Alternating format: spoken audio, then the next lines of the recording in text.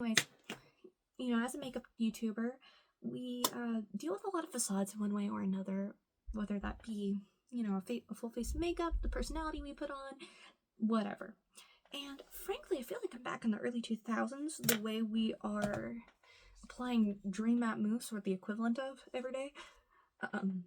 That is to say, we are, with those facades, putting it on a little thick, and we're not blending it. So it really stands out. Anyways, so I was looking at my friend Adelaide's post recently, and I noticed not 24 hours after she had had her baby, she almost died. Anyways,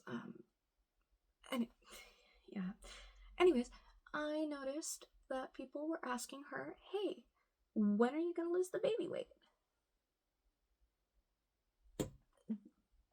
The baby had just left. And people were asking, when are you gonna get ready for summer? Again, not a full day. And it just made me really set down my phone and think for a moment. My Adelaide, she almost died.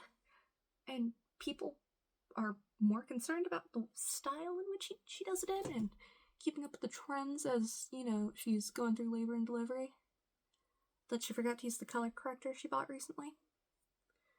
Her work, her life, her love, that's not the matter at hand. I think we need to talk, or at least I do. I'm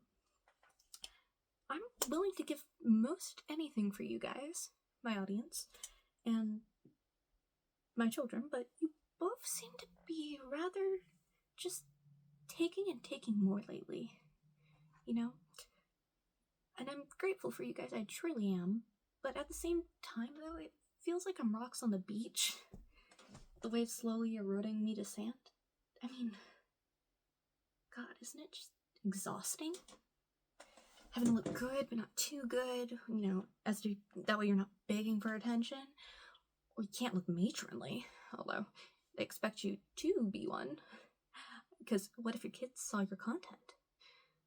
And you can't be meek, but, if you're confident, you're called a... Don't want to edit that out later. But, like Madame Rice. In fact, she actually just stopped doing this altogether. Not that I can really blame her. But the expectation of being ready to film at all times really does grate on a person, And when I moved to my current house, for example, the pigeonhole, as my little pigeons call it, Leonce's first reaction wasn't, why are you moving? What happened? Why are you moving out? But to post on his Insta story saying, oh, we're still rich, that kind of thing. And wow, first off. Wow, second of all. And third, the primary concern was not to save our drowning marriage, but to shout that you're like a certified lifeguard out to the beach. Thanks, Leonce. Thanks for that.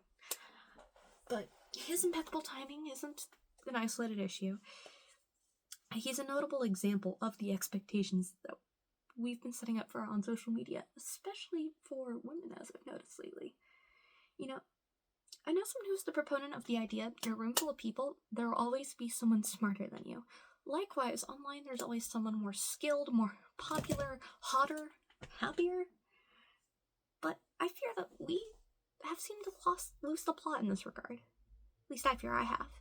And trying to play that role and catch up, all I seem to risk is possibly my credit score, and... yeah. At what point do we draw the line? Adelaide should worry more over her own health in your opinion.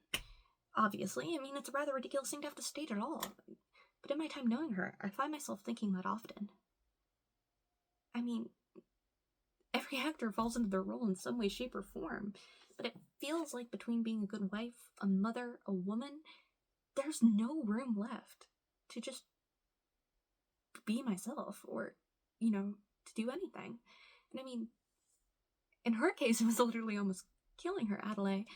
But at what point do we just pause and take a moment? Has no one really thought of this?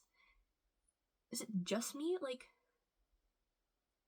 anyways, yeah, that's just something interesting to think about. Anyways, time for me I'm running late, so I've got to go get ready. Apparently I forgot I'm hosting and left most of the preparations last minute, but it should be easy. I think we're doing like a board game night, and apparently there's some drama. Adelaide's gonna have her first night out since that all happened, and it'll hopefully be nice. Leonce is out of town. Anyways,